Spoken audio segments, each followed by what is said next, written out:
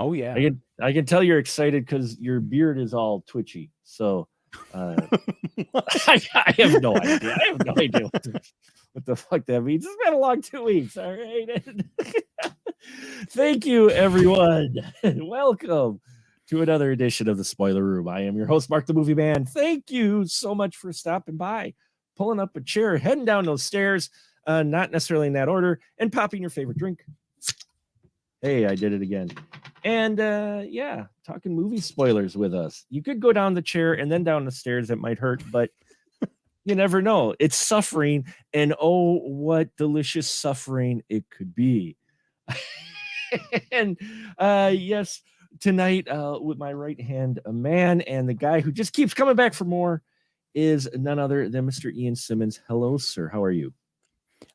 I thought I was doing okay until my beard started twitching. Apparently, I don't know what the hell's going on, Mark. Well, it is a horror of 1988 special that we're doing today. Yes, folks. Do we get to spin the thing and do the thing at the end? We get to take a stab at the end. The stab, the spinning stab. Yeah, yes, like something out of Saw. Yes, absolutely. We get to take a stab at the end of this. So we only have two. We have 2 months left. Two horror of 1988 episodes left. It's a little sad, but before we get into tonight's, just to let you know, folks, I am working on something for a theme. I didn't do a voting this year because I'm trying to curate a little bit different list, but we will be going back to some very old films, so you'll want to stay tuned for that. But I'm hoping to be very interesting ones because a lot of people don't look back at it. So there's a little teaser. I'm not going to say fully what we're going to be looking at. That I will tell you next week on our final episode for the month, not the year, the month. We've been doing this 3 years, I think. Now it's going on year 3 for me, and you've been there for 99% of it. Every week, I have not missed a week in like 3 years with the podcast. That's bonkers. It is bonkers. I'm like, holy crap! It's like the old Jeff Altman joke when his dad would get pulled over by the cops and it goes, "What are you talking about? I've been driving for 43 years, man, 43 years." And the cop goes, "Well, sir, that's an awful long time. You should pull over, get a cup of coffee or something. You're driving that long." Boom. Anyway, tonight, yes, it is not only our horror of 1988 special, but it is Halloween. It is the season of hell, and we've got the sequel to the 1987 classic Hellraiser. Yes, we jumped back in time again, and we're looking at Hellbound Hellraiser 2. And Mr. Ian Simmons, please, if you could tell us the synopsis for this sequel. Well, it picks up immediately after the end of the first Hellraiser, where Kirsty Cotton had survived her skinless Uncle Frank murdering her dad, taking his skin, and betraying his mistress, Kirsty's dad's new wife, Julia, stabbing her, not in the back, but in the front, and leaving her for the Cenobites, the agents of hell. Kirsty sends the Cenobites back to hell. Frank gets chained and dragged back to hell. Everyone's gone to hell. Kirsty is sent to a hospital. And from there, the head of the institute, where she's at this mental facility, Dr. Chenard, turns out he's really into the puzzle box mythology and hell and all that stuff. So he finds a way to resurrect Julia, which he believes is going to be the gateway to learning all the secrets of the afterlife. And boy, does he find out. But in the process, Kirsty and a little girl, she's a teenage girl named Tiffany, end up going into the bowels of hell and running into some familiar faces.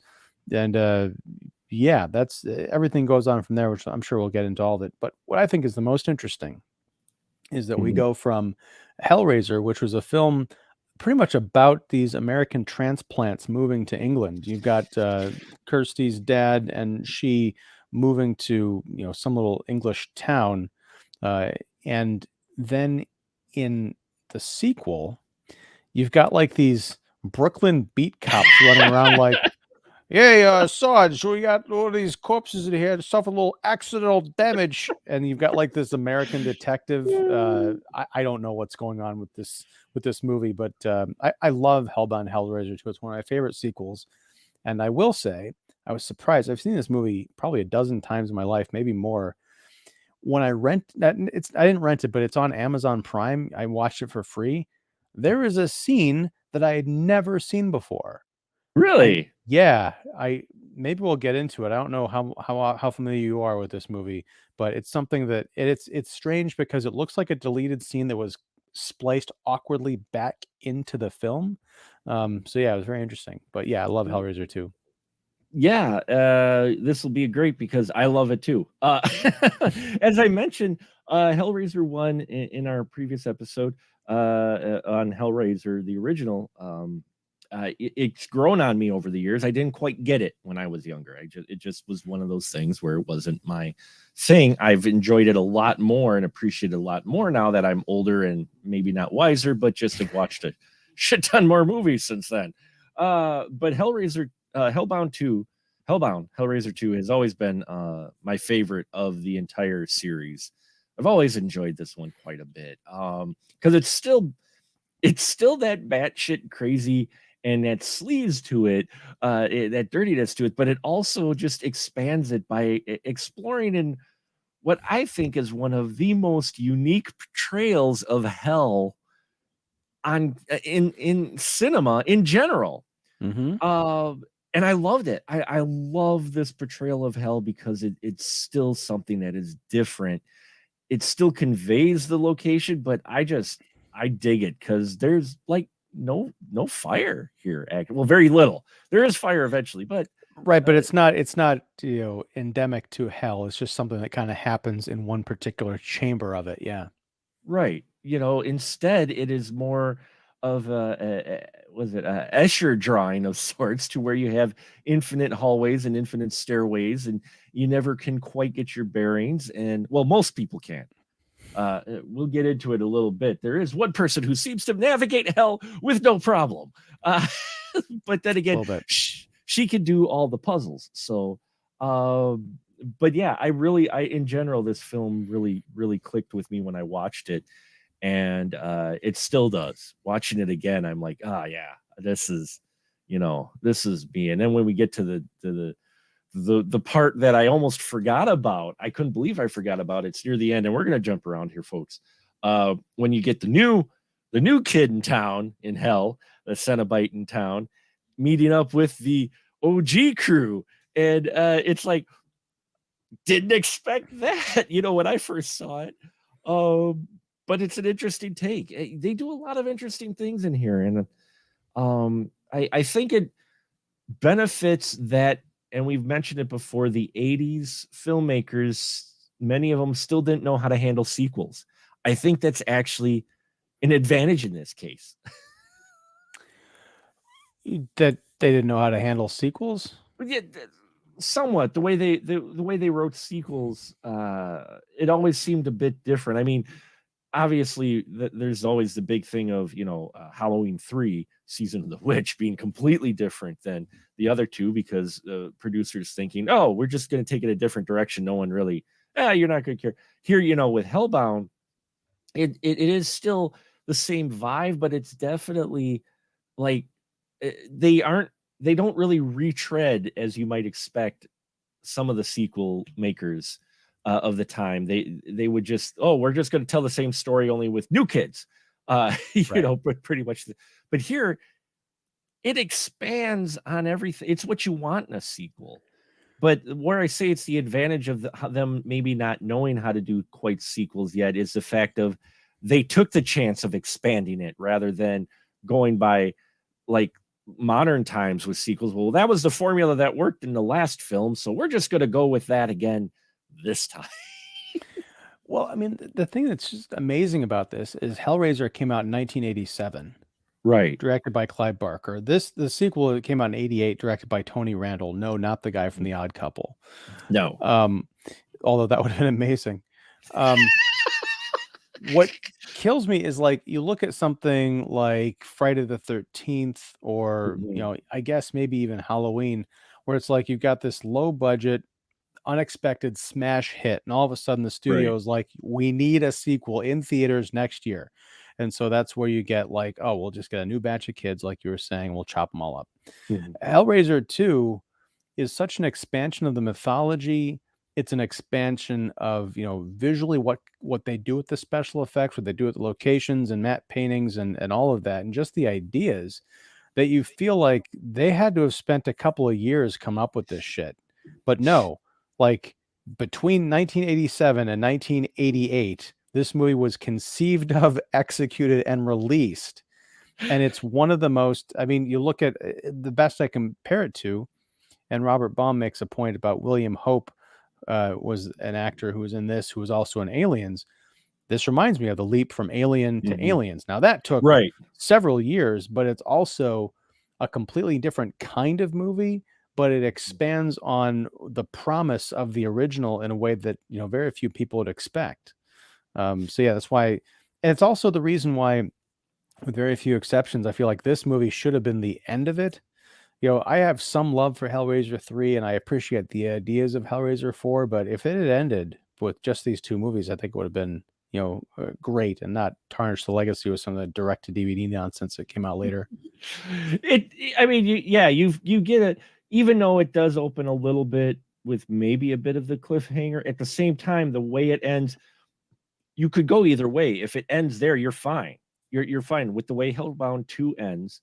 You're fine with how it ends. You still feel like it's got that ending, that resolution, but it still left the door open. And obviously, the door was opened, and then it was a revolving door of sequels for quite some time.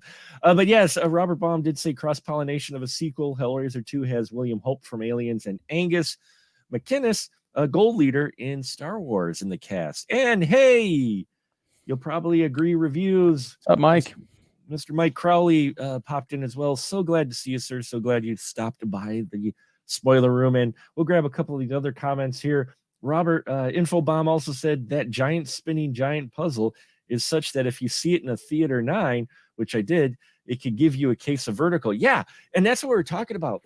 That's what I love, this portrayal of hell and the scope that they capture, even for 88.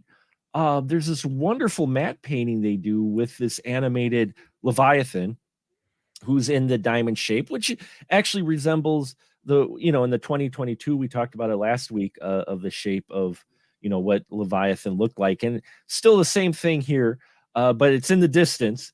But yeah, it's this vast space of just this maze. That's what hell is. And I have always enjoyed that concept. Well, what struck me about it now, because I'm Mhm. getting older, so I start thinking about kind of what comes next. And the concept of hell always freaks me out. Not so much like fire, brimstone, all of that, Mhm. doesn't really bother me. It's just the idea of, what if there's just nothing and I'm conscious of it forever and there's no way to escape it? That to me is the whole concept and the driving force of hell, is that you are stuck conscious in some form after you're gone, and there's no hope ever of changing into something else. It's not like, Right. oh, I'm going to die in 900 years and then I'll be fine. It's just that, no, this is forever. When Kirsty is running through those, dusty arched hallways in the labyrinth, and she keeps turning and there's just more hallway and she's running and everything looks the same, it's almost like that could have been the end of her story. It's almost, I'm sure it would suck to be ripped apart by chains and everything, but in itself, just running through an endless labyrinth for all eternity is chilling enough for me. Oh no, it's chilling for me too. And I think it's actually more bleak than if you would have just had all kinds of fire and brimstone in there, and the fire and demons flying around or whatnot, or Cenobites like everywhere. But no, it's just this vast nothingness going nowhere for eternity, which is far more frightening. And it is you do get rooms eventually that you do run across, because people do get captured in their own private hell, which actually you'd see pop up later in the Lucifer TV series, and I think it was in the comic as well. I'm not sure. I didn't read too much of the comic, but in the TV series, Lucifer, when he's reigning over hell, we actually get to see people are captured in their own personal hell, and we saw it in Bogus Journey as well. People, hell is kind of tailored towards the people, and in here you have that as well. But you also have all these just hallways of nothing, and that's bleak and it's scary. But we're actually talking about the second half of the movie first, because this movie really is two mini movies almost in together. There's two stories running along at the same time, because while we do have we do have our heroine from the first one, and she's still dealing with the fact that her dad is Kirsty, her dad is she thinks is trapped in hell. She thinks she gets a sign that her dad's trapped in hell, which no, he's not there anyway. He's not the one that contacts her. We all kind of know who contacts her. We're like, no, Christy, it's Frank. Come on. How can you tell it's not Frank? Well, I know he's got no skin. But... Well, that's the thing, is like the last time she saw her dad, he was a skinless corpse.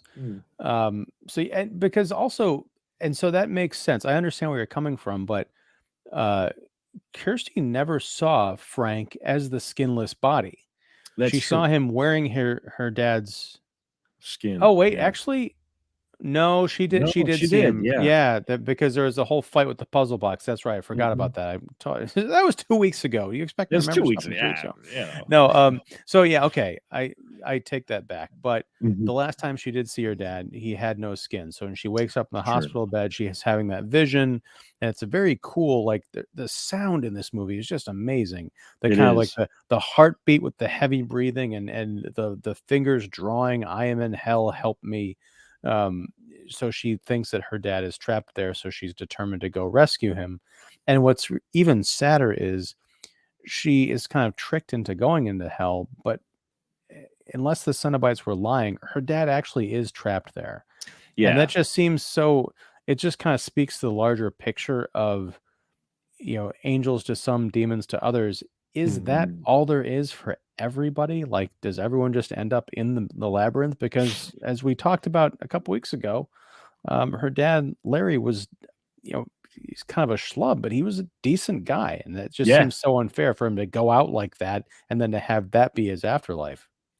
Yeah, I thought about that as well. I'm like, wow, that's okay. I'm trying to figure out what her dad would have done to earn a place in hell. But like you said, maybe everybody just goes to the labyrinth, and depending on how good you are determines on how severe your hell is. But what's great about this is we don't get a huge amount of exposition. And this is where I think some newer horror filmmakers should take note, in that they went visual. We get the origin story of Pinhead. We get where he came from, but it's not like we have a voiceover like 1943, man. It shows images. We get to see images of World War, I think it's one, or it might be one or two. But later on, they allude that it's two, but I think in either case, he's a soldier, and he's got the puzzle box, and he's in this empty room, and he does the puzzle, and we get to see the chains come out. We see him get pulled in, and we get to see how his head got hex, like a hex board, and got the nails pinned in and everything. But there wasn't like a creepy voiceover or some explanation. They just did it visually, and you're like, oh, that's the origin of Pinhead. There you go. That's all I needed. Well, because I remember seeing this in 1988, at like a sleepover, I think it was. And I don't think I recognized that as being Doug Bradley, because when you see him in Hellraiser, one, he's got the white makeup, he's bald, he's got the nails and everything. But when you see him in the beginning of this, he's just some dude with big ears. Now, of course, you look at him like, oh, it's just Doug Bradley without the makeup. So to see, oh, this another guy with a puzzle box, but now something completely different is happening. Oh my God, that's Pinhead. Right. What's interesting about this is it does in a lot of ways fall into the sequel trap in the first half, the sort of the first movie that we're watching, because it opens almost exactly the same. Guy opens the Right. puzzle Yeah. box, gets taken to hell. Someone discovers is brought back from the dead, skinless, needs bodies to do the thing, and then the puzzle box is open, and then we have the Cenobites. Right. But then that split, once those doors to hell stay open and people start running through the walls into the corridors, then it becomes something completely different and unexpected. And it's just marvelous. Yeah, it is. I love that turn. With the familiarity, it does follow that sequel trope, but it works here because we don't have Frank coming back. Instead, we have Claire Higgins coming back as Julia, which is, a little unexpected. You would think maybe it would be Frank, uh, but she comes back in a very interesting way. Plus, we do get some. Don't worry, folks. If you didn't see Hellraiser 1, you get some flashbacks in here, so you're good. Well, I wanted to talk about the very opening of this movie, because it Yeah. opens with, the great New World Pictures logo. It always kind of creeped me out. But then it just says Hellraiser, and then we get the montage of what the end of the movie, of the first movie. Right. But then when it closes, you've got Christopher Young coming back to the score, but even the score is like this grand operatic thing. It's like the first score, but like times 100. It's grand, it's operatic, it's haunting. Um, it's a beautiful way to open up the movie. Mhm. But yeah, when Julia comes back, she's not the same person that we left in the previous film. Right. She's been in hell for like a day, but given what we know about it, it probably felt like 900 years of her suffering. And when she comes back, she's so desperate not to go back that when she encounters Julia, she says, no one told you I'm no longer the wicked stepmother. Now I'm the evil The queen. And she like queen. Yeah. backhands her. She's a complete badass in this movie. Oh yeah, Julia is wicked in this, and the doctor that she ends up meeting. I love how it's connected too, because it's like here we have Kirsty, who gets put into a psychiatric ward, and her doctor, who's supposed to be treating her, just happens to be a student of the puzzle box. He's got 3 of them in his collection. We find out he's been studying hell and Cenobites, and in fact, new girl Tiffany, it turns out he's been experimenting, and yeah, they do this wonderful thing where this doctor, who's putting up like he's really nice, he wants to help people, and then you come to find out his assistant sneaks into his boss's house and finds out that his boss got the bloody mattress from the first film, and that's how Julia arises. He raises Julia up out of hell. He's like, let's see how this works. And Well, she shows up. he kidnaps one of his patients Well, from yeah, there's like right. the nice pristine hospital, but then you go down to the maintenance area, the boiler room, and it's like steam and just these cells of people in their own personal hells, like screaming in padded cells.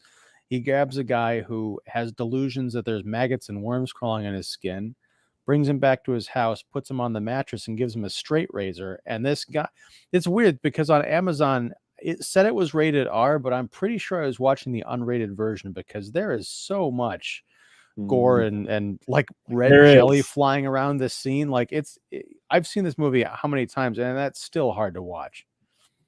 Oh yeah, it's gruesome to watch the guy cut himself up, and then Julia with no skin looks just as awesome as Frank looked in the first one.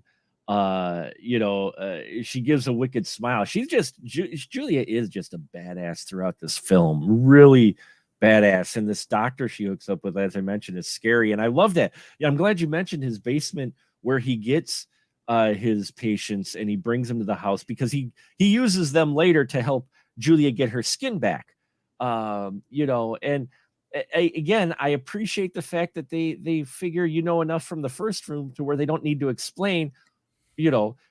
By this time, when we catch up with Julia again after she's been resurrected, it's been a couple days. There's a bunch of corpses just hanging about, and she's looking good. You're just like, oh, she's getting her skin back. All right, that's all the explanation I need. But I loved how what the doctor was doing in the basement of the psychiatric ward was more hellish than hell in many ways. Like you said, there's steam, it's really dirty, there's wet, it's wet on the floor, people just screaming in their little cells and whatnot. When they get to hell, hell's fairly quiet, in all honesty. There's not a, But it's also, I mean, if you think about it, if the labyrinth is all there is, then existence is just a cruel joke, because if you're just spend all your time in a boiler room, like a hot padded cell, eventually you're going to die, and then you just suffer more.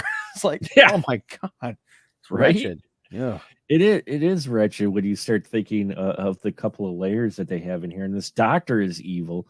And of course, it alludes to, and this is a spoiler room, folks, the doctor having what looks like hell in the basement of his psychiatric ward leads to what ends up happening to the doctor later on when he gets to hell, showing you that, oh, yeah, maybe he's more fitting to rule over things in hell, be the right-hand man versus Pinhead. And, we'll talk about that in a little bit. But yeah, this first half, getting Julia with her skin, Christy going, oh shit, Julia's coming back, and she kind of pieced it together, and then getting introduced to Tiffany, who loves puzzle boxes, which, talk about your foreshadowing over the head. It's like, oh, she doesn't say anything, but she's wonderful at puzzles, and you're just like, okay, at some point the puzzle box is going to get into her hands. You're just like, you just know, at some point she's going to be, linked up with the puzzle box because she can solve them. And yeah, I just love the first half, and then how it goes in, how they work her into it, because by setting up the doctor pulling his patients to Julia, and him knowing how Tiffany is with puzzles, it sets up that he brings Tiffany to solve the puzzle box finally when he thinks she's ready. It made sense. I like that. It's not just like he just grabbed her and, oh, here, use this puzzle box and suddenly she can follow it. We set her character up quite a bit. And we find out that, well, the doctor may have pulled some strings more or less to get said Tiffany into the psych ward, which is just, this doctor is just evil. You thought last folks were evil. This guy is on another level.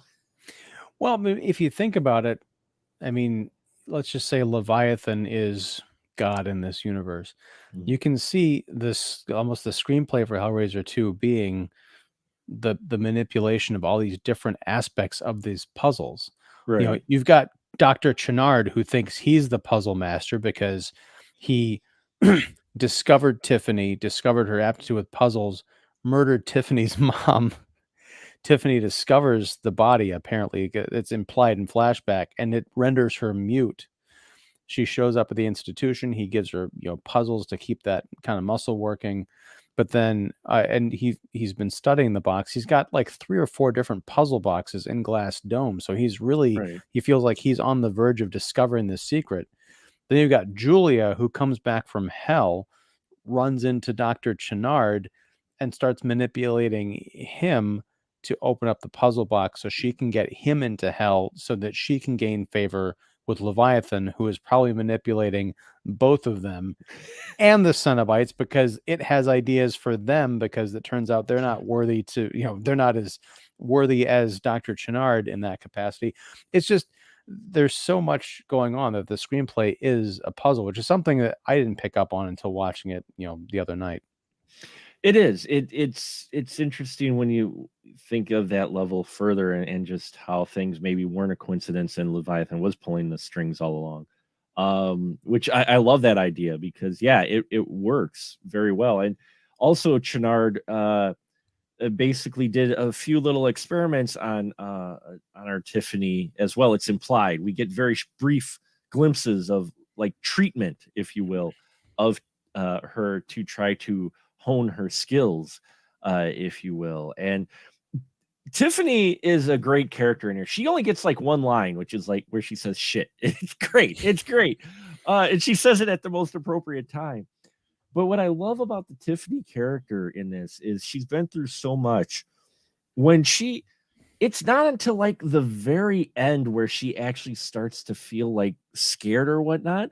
But for the most part, for like most of the film, she's in her own way a badass and just like, yeah, I'm walking the halls of hell. Let's see, we'll go this way, and then I know this way, and she knows the paths in hell because she can navigate it very well. Yeah, and she doesn't seem to have, I don't know this is because of her trauma, but she's very curious. Like Hmm. at one point early on when she gets into the labyrinth, we see her walking the hallways, and then we see her, outside, so on the top level, and she was just like kind of walking and looking up at something. We see her reach out. She's reaching out for Leviathan. She's not afraid of it. She's curious because she understands it to be, just another puzzle to manipulate. It might be her clue to the way out. I want to pull over for just a second and just Yeah. comment something else I picked up on. We've had this discussion before. In the recent years, has been all this talk about like strong female characters and stuff, and how people seem to be discovering, finally there's a place for women in movies. The Hellbound Hellraiser 2, it doesn't seem like the kind of place you'd find this, but you've got three really strong, Hmm. very different female characters, from the antagonist to Kirsty really coming into her own as a character to Tiffany. I mean, this movie has it all. You might think, oh well, Pinhead's the face of this thing, but as in the first movie, he's got more screen time in this, but he's kind of incidental. And in the end, Kirsty ends up kind of saving him, and Yeah. also, well, Yeah. it's raises other questions because the Cenobites die, which is weird, in sort of a noble fashion. But what happens when a Cenobite dies? Is there an afterlife in the afterlife? What's that all about? And I know I'm Like, jumping ahead, but I just wanted no, to mention yeah. that part about like, you usually people throw out like, well, what about Ripley and Aliens and Sarah Connor and Terminator 2? I'm going to start throwing out Kirsty, Julia, and Julia and Tiffany in Tiffany. Hellraiser 2. Yeah. It is for 88. You look at it, they're the ones that are really moving everything along one way or the other. Their characters are, and in strong fashion, in control. Even later on, we do get Frank appearing for a short time in here in a hell that's very fitting for him because I think it was Kirsty. She ends up going through a door that looks like the door to her home, and she thinks, "Oh, Dad!" And then she finds out, oh, it's Frank that was sending her the message. But Frank's caught in a hell. We know he was a horn dog, and he's in a hell to where there's these uh platforms that come out from like underneath some archways that have female shapes underneath the blankets, like moaning and very sensual, and him being a horn dog. But the minute he removes the blanket, they're gone, and then they go back and disappear, and then they come back again, and they just tease him for like ever. I thought that was an interesting hell for Frank. It is. It's a great idea, and it's also a wonderful execution. Like, Mhm. I don't know why, but it just doesn't seem like, how do I put this? It just seems awfully sophisticated for 1988. Yeah. It's just such an out there idea that you're like, okay, yeah, seriously, you thought about this for like 4 years. Oh, what? No, like a couple months, and it's already on film. Wow.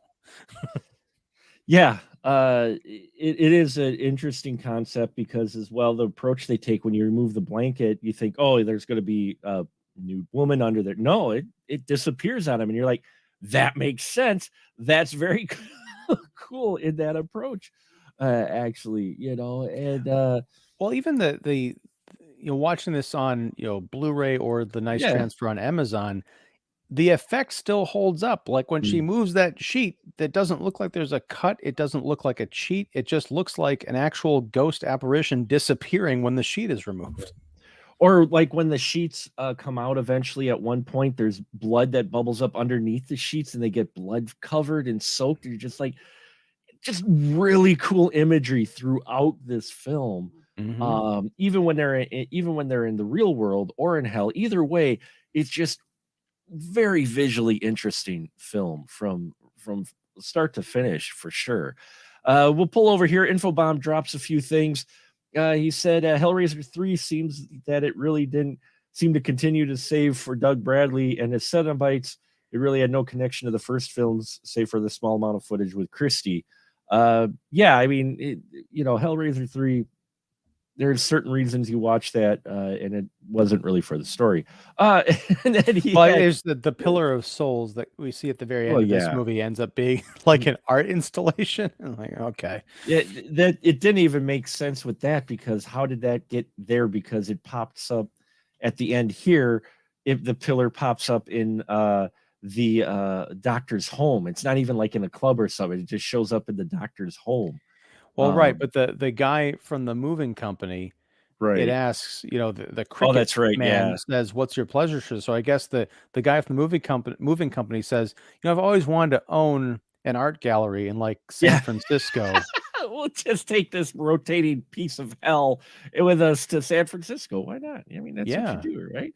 Uh, Infobomb said the second film he thinks is grislier in having what appears to be someone who is either battling mental demons or is a drug addict and giving them a blade to cut themselves into. Yeah, it is. That scene with the person where he gives the person who is envisioning this the means to hurt themselves is just cold and creepy.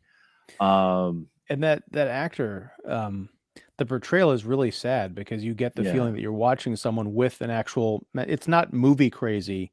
It's like right. crazy crazy because they seem really sad and scared that they've got these things crawling all over them and ugh. And he mentions if a tree falls in hell and no one's around, does it make a sound? Well, it might scream. It might scream. Tree hell, maybe. And he says they often say doctors have a god complex. This might be a doctor with a demon complex. Yes, Chenard, yeah, a demonic complex. Or I always tried to figure out exactly his drive to discover hell. I mean, I'm not sure, power, maybe it was, even watching it this time, they keep it a little bit like his motivation is just either fascination or, something like a new experience, almost like what they allude to in the first one, in that he's looking for an experience. Well, yeah, I mean, there's in some of these flashbacks, there's one where you see him as like a little boy and you get the feeling like his mom is walking in on him as he's performing. I don't know if it's a cat or something, but he's like got a scalpel and he's, Yeah. so you get the feeling that for his entire life, he's been obsessed with death and what comes later. And I guess that applies to killing people or driving them insane. So yeah, he's another puzzle, that Dr. Chenard. He is. He's another complex character, which you might not expect from a horror movie. I mean, these characters have some layers to them, and I think that's what helps really add to the appeal for this film is just the fact that everybody is not necessarily just a one note. Even our Cenobites, even our Cenobites don't end up necessarily being the one notes that we thought they were, because the doctor ends up going to hell, thanks to Julia, who's like, "Hey, come to hell with me." He's like, "Okay, sure, why not?" Tiffany opened the door. She's like, "Oh, look at that! Yeah, what's back here?" So everybody going to hell, and then yeah, good old Chenard gets turned into a really elaborate Cenobite. Yeah, and it's also something that they don't explain it. It's one of those things that you might want a little bit of explanation for, but it's nice to have a mystery because he shows up, he's all in the leather and he's got blue skin now and he's got wires and stuff all over him. But then this giant hell penis comes out from behind him and drills into the back of his skull and turns him into this like snake monster. And he's got like snakes with razors coming out of his hands. So you realize, he's been turned into a Cenobite, but then he's like a Cenobite plus because he's being manipulated by this arm of Leviathan. You're like, what's that all about? Why is he why does he have all of this new power that the other Cenobites don't have? It's like a weird political struggle. You're like, I don't need all the answers, but it makes me want to see a Hellraiser 3, not the one that they actually made, but you know, Well, we also get a scene in here that alludes to the doctor at some point popped back to the real world and gave puzzle boxes to all the crazies in the psych ward, because Christy and Tiffany find a way out of hell thanks to Tiffany's wonderful navigation skills. And I'm not saying that sarcastically. I love the fact that she can navigate hell. I love that they have someone to do that, because otherwise you'd be like, it'd be kind of get boring of, oh, look, they're still lost. But you give with the maze, it gives you the feeling of a threat, but the fact that they have someone who could possibly navigate out gives you a little bit of hope, which is nice, which keeps you interested rather than just giving up, going, well, they ain't never getting out of that place. So they escape from hell through a gate, one of the gates that's opened in the therapy room, and they find all the crazies that they saw have boxes that they're trying to solve, and they end up later, we see how they're killed by the puzzle boxes in various ways, because basically tentacle doctor shows up, and they run from him, and they end up that's later when they end up confronting him again in where everybody's dead. But before that, he ends up confronting the Cenobites, because they run into a room where our OG Cenobites are hanging out. She found their club, and I loved Pinhead in this scene. This is, like you said, we don't get a lot of Pinhead, but he makes the most of the scenes when he is on screen, and when he's here, you can tell that's like, this is him. Doug, this is your time here. Go for it. And he just sells the hell out of it. He's like, oh, hi, so glad you're down here. You saved us a trip. And what was it? He said something along the facts of, your suffering will be legendary even in hell. There's something about that line that you're just like, oh yeah, it's great. Because earlier in the film, and this is where I get to the scene that I'd never seen before, the odd cut. It's when Kirsty is kind of confused, she's disoriented, and the room sort of starts to spin, right, in this dark kind of a whirlwind. For all the times I've seen Hellraiser 2 before, that whirlwind kind of scene ends up with the Cenobites kind of appearing, almost in the corners of this room. And they start talking to her like, hey, what are you doing here? You open the box again. She's like, I didn't open the box. And they're like, oh, well, last time you didn't know what the box was. So, stop fucking around. We're going to take you. Right. And then she, eventually she ends up getting away, because they're like, Pinhead says, feel free, explore. We have all eternity to know your flesh. In the version I watched that I rented on Amazon. Okay, Mark, you know the scene I'm talking about that I just described, right? Yeah. Was there any interruption in that scene in the version that you watched? Not that I remember, no. Okay. The version I rented from Amazon, Kirsty is running initially, and then she kind of stops and the room starts spinning. Right. There's a hard cut, and she's standing in a brightly lit version of what I believe is her childhood home, in her living room, I think it was. And she sees on this mantelpiece. Oh, no, yeah. No, I did get this. A framed photograph of like her younger version and her mother.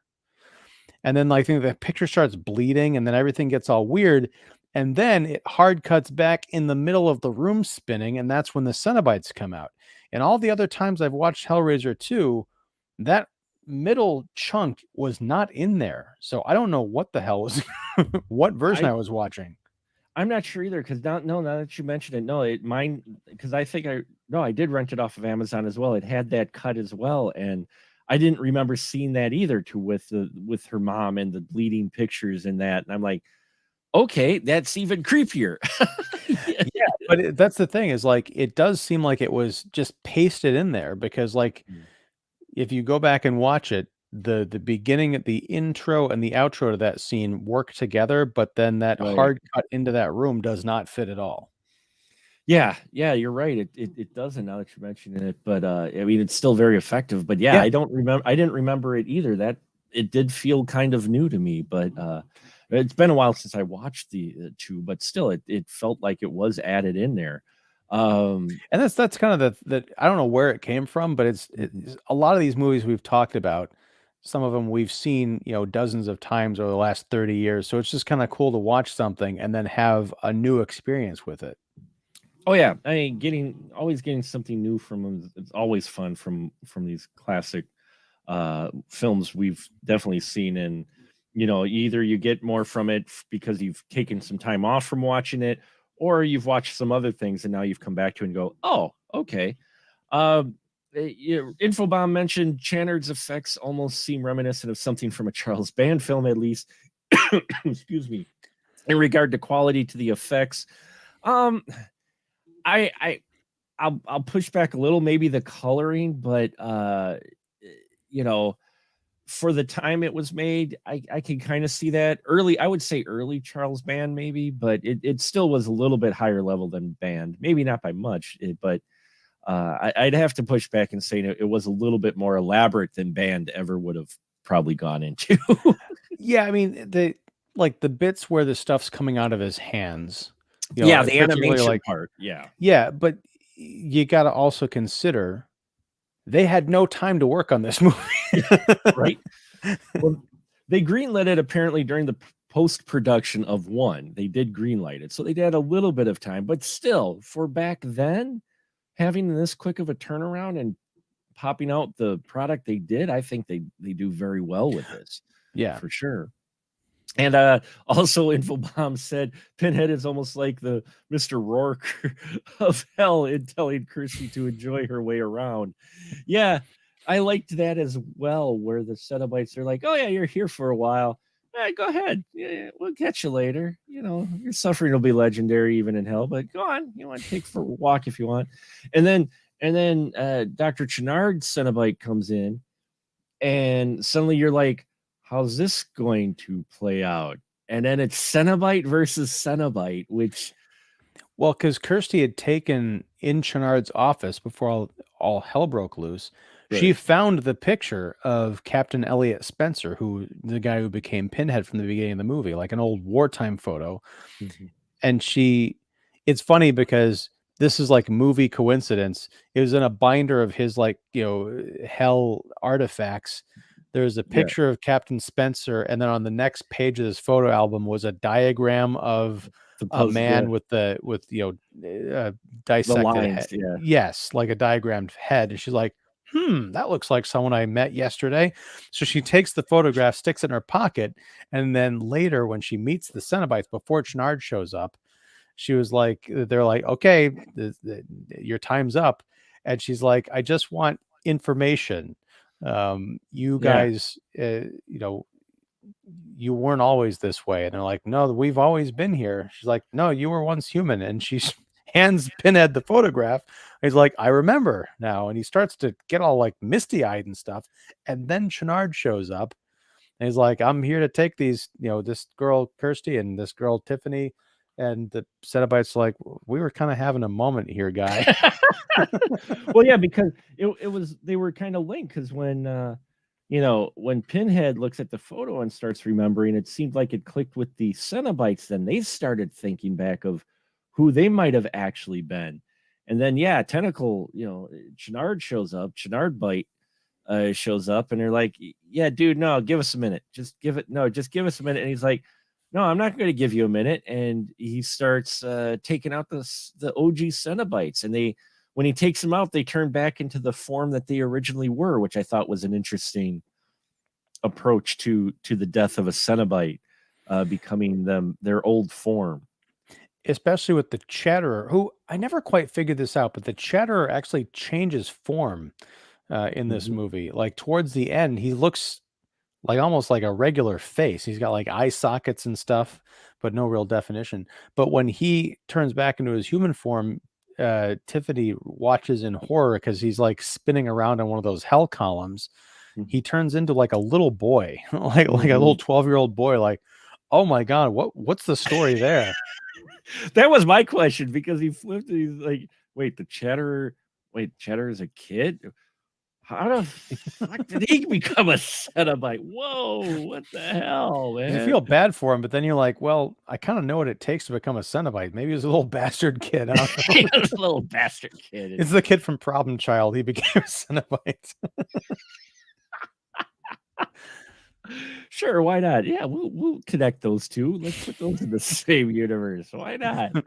John Ritter's in hell right now. No, but it's also it was a bold choice. I thought an interesting choice to where you take your sequel, where even in the course of not that much of a year, Pinhead already was being talked about and it was iconic, and he was the character, the face. He's literally on the poster, and you basically kill him or close to kill him to where he's nearly. You're like, wait, these Cenobite guys are supposed to be around for like another couple sequels at least. Why you're killing them? I don't want Worm Guy to be the new Cenobite. He's not cool at all. He's like fucking ugly as he needs to die.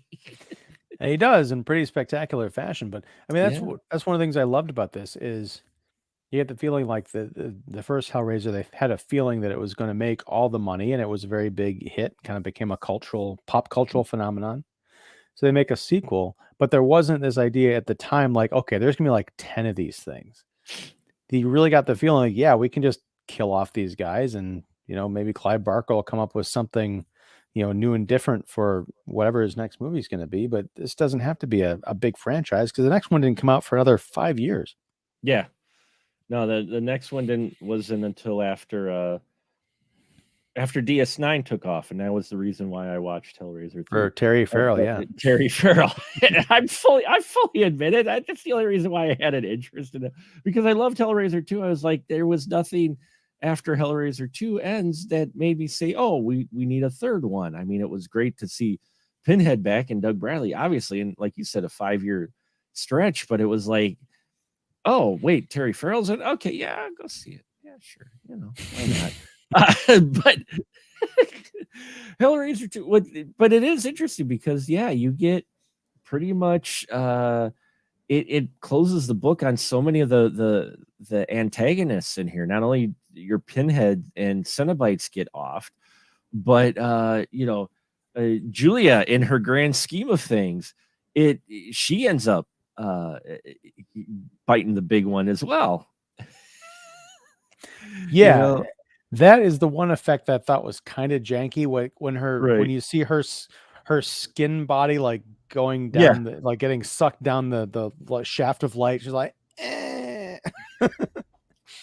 didn't hold up that well. No, it didn't. But I will say the effect of Ashley Lawrence pulling off the Claire Higgins skin mask, that was really well done. Yeah. Oh yeah, no, it was wonderfully well done, and it worked into the plot later. It wasn't just a gimmick, because Julia had the shard, which was formed from the puzzle box the whole time, and when she gets sucked down the void and her skin gets pulled off, you're like, oh crap, did the shard get sucked with her? Because we don't see it for a while, and then Tiffany comes back. She's like, oh yeah, hey. And they go back and you find out that it was, in the skin suit's hand, which made sense. These wonderful Lee press-on nails or whatever is going on there. So that was a weird detail. Infobomb says Hellraiser 3 actually was released a few months before DS9 premiered. I didn't watch Hellraiser 3 in the theater, so I waited till after video when I found out Farrell was in Hellraiser 3. I was like, okay, I'll watch it. But I didn't go to the theater to watch Hellraiser 3 because I was just like, yeah, whatever. I don't need to see that sequel. And then they're like, oh, wait, okay, sure I do. My connection was from Back to School. That's where I recognize you from. And Infobomb said he actually asked Farrell at a convention about fearing there being any possibility pinja holding with her going from Hellraiser to DS9, and she said it was a good question.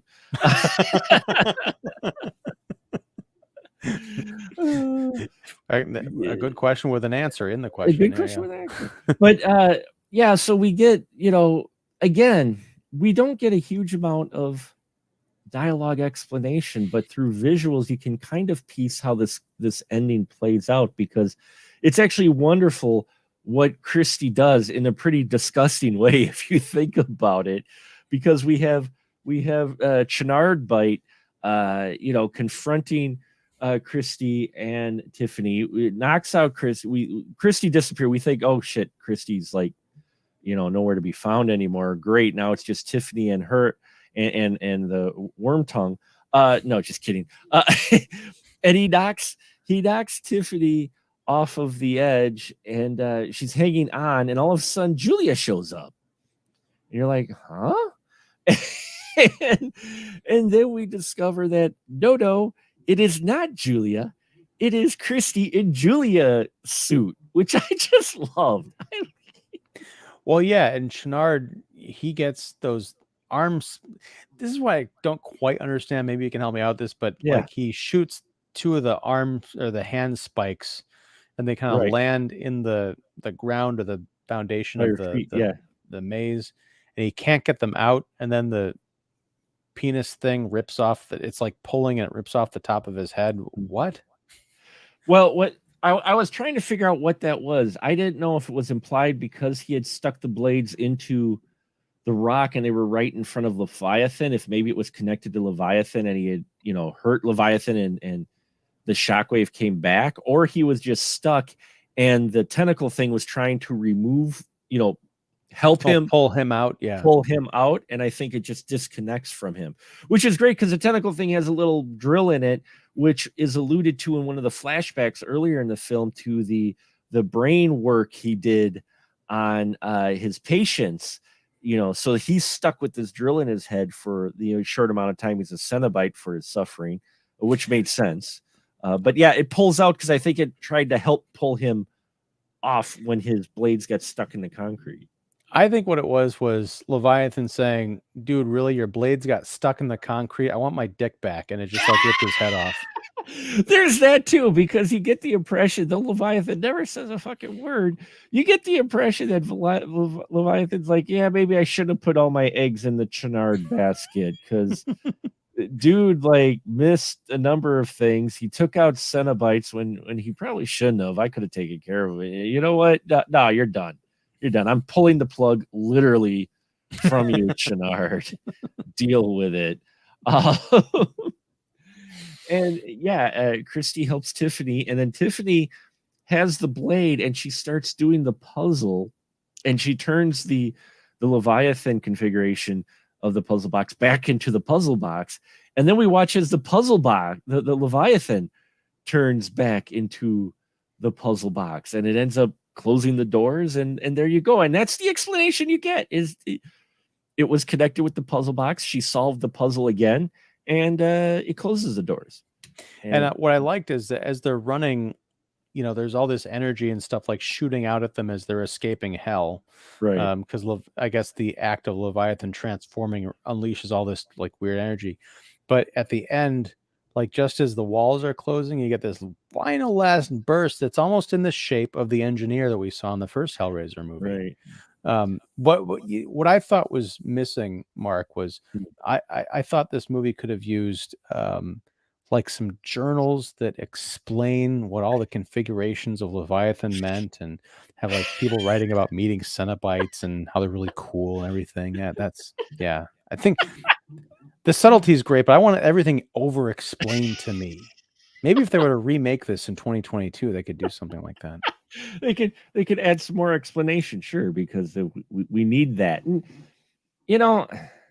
yeah, it's get off my lawn moment, maybe, but it's the way they crafted Hellbound 2. You get enough of what you need to understand what's going on. While you've got a bunch of bizarre stuff going on, it's still presented enough in a way to where if you're paying attention, you're like, okay. And you can draw some of your own conclusions, and you're supposed to in this. It doesn't just spoon feed you everything. You draw your conclusion. Why did the energy get released from? Well, it got changed into a different form, like it's an original form. Okay, well, that's all you need. It's cool stuff happens with some cool bad guys. And guess what? We get more than one final girl in a horror film in 1988. The other thing that the comparison to Hellraiser 2022, which we talked about last week, Right. Yeah. Kirsty and even the guy Kyle, Yeah. the doctor's assistant, Trinard's Mhm. assistant, who gets killed by Julia, they're not that. He's a little bit older than her, but Right. Kirsty's probably still, 20 years old. Mhm. They're both around the same age as the protagonists in Hellraiser 2022. But I don't know if it's a generational thing, or maybe this is my get off the lawn moment. But Hellraiser 2, even the youngest characters seem like they're adults. I watch everybody in 2022. I'm like, why are you still like acting and dressing like you're a bunch of rebellious teenagers? You're all like 25 years old.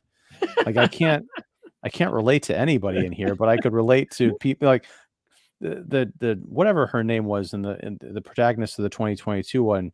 She looks like just smelly and homeless, and she's wearing pants that are like 5 times too big, and she's just like yikes. Kirsty in this movie, Ashley Lawrence, when she's like getting out of the hospital, she's like, I have no clothes to go fight the devil, and Kyle's like, I can get you some clothes. She spends the rest of the movie in like a blazer and a nice button-down shirt and some jeans, and yet she still looks amazing and she can kick ass. Well, just the change of the times. You gotta, present We're these going things. backwards is my point, Mark. Yeah, I know. I know what you were going for.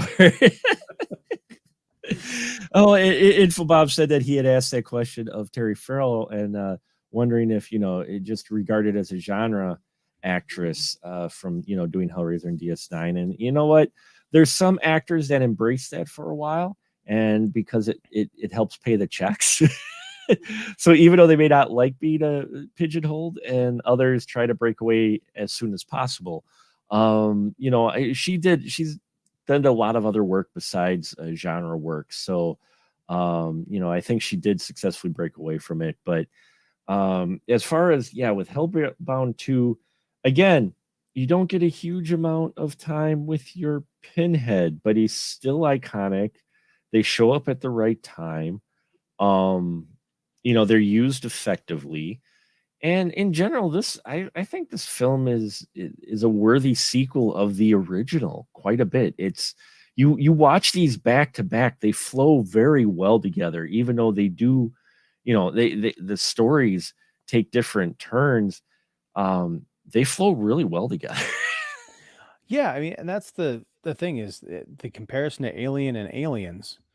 I can't pick a favorite Right. of the two Hellraiser movies, because even though we talked about how Hellraiser 2, especially in the setup, follows a lot of the same beats from the first one, um, they like the first movie is like this bizarre family drama that has murder and demons in it. I think we talked about this on the show. Like you could take the Mhm. Cenobites out of it, and you've got this great, drama horror movie about a troubled marriage and an affair. Hellraiser 2 carries those same characters in it, but it blows it all the way open with like, here's what Frank was running from. Here's what he Yeah. wanted to escape more than anything else, and now you understand. They're both really great movies, and pretty much the only Hellraiser movies I'll acknowledge, really, aside from 3 and 4, like parenthetical references. Yeah, I enjoy 4 better than 3, but these 1 and 2 yeah.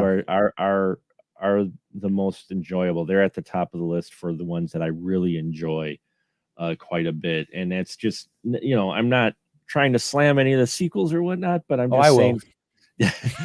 But for me, yeah, these first 2 especially, and I especially liked 2, like I said, because when I was younger, I didn't quite care for 1 because I didn't quite get it, but I got 2, and then after 2, I appreciated 1 more. Let's put it that way. you know, and that shows of a sign of a good sequel is, I think, when you're watching, so like, oh, it it it helps fill in some holes, it explains some things a little better.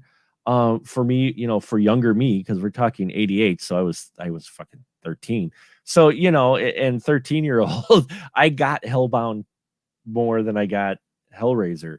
It clicked more with me, but by watching Hellraiser 2, it made me understand Hellraiser better.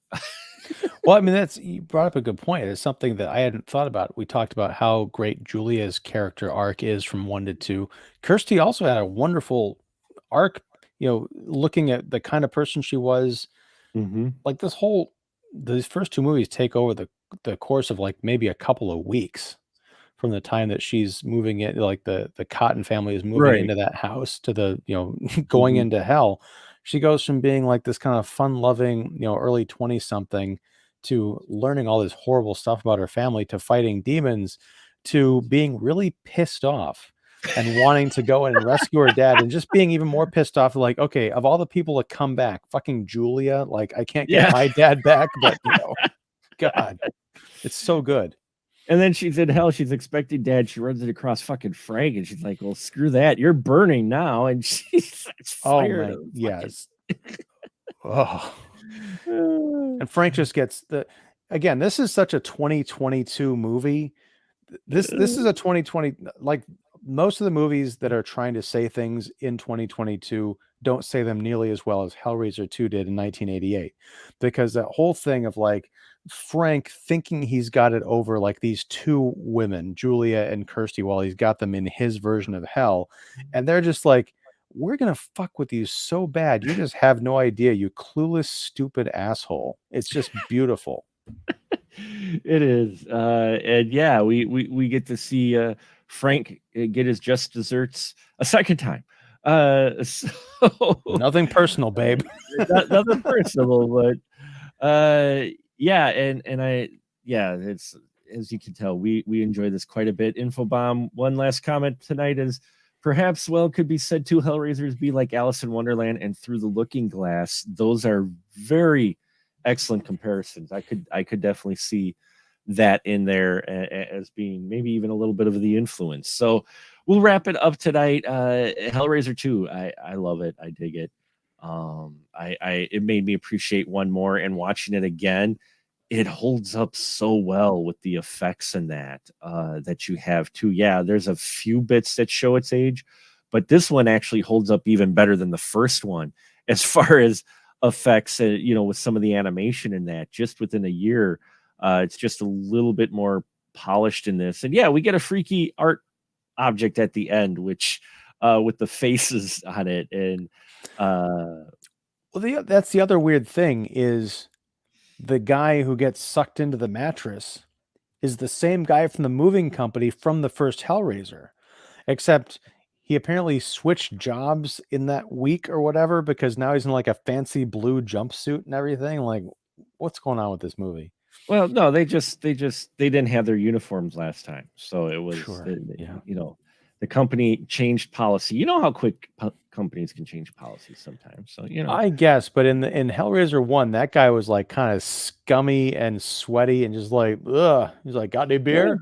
And this one, he's like ready to go out clubbing or something after he gets off work. He's all put together and shit.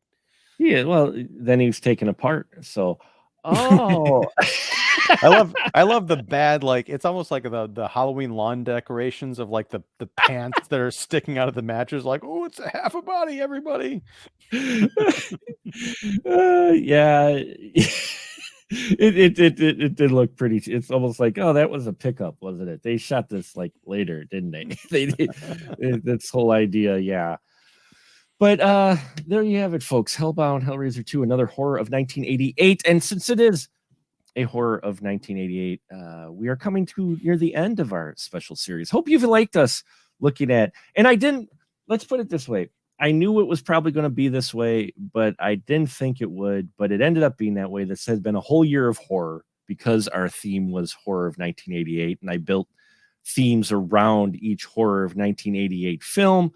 So I guess it just was naturally going to happen, but I hope you've enjoyed this exploration of a year of horror here on the Spoiler Room, and especially looking at the 1988 films, because it's great looking at the differences.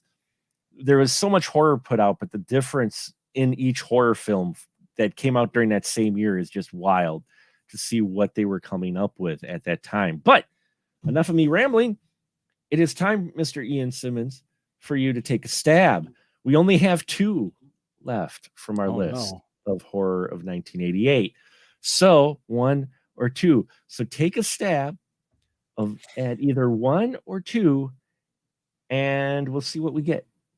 Is this the last stab of the year? Because it doesn't really make sense to stab like next month because No, there's only one film left after that. We'll see how this plays out, and then I'll let you know. We'll figure. I'm working on it, so we'll see how this plays out though first. So, all right. So take a stab of 1 or 2. 2.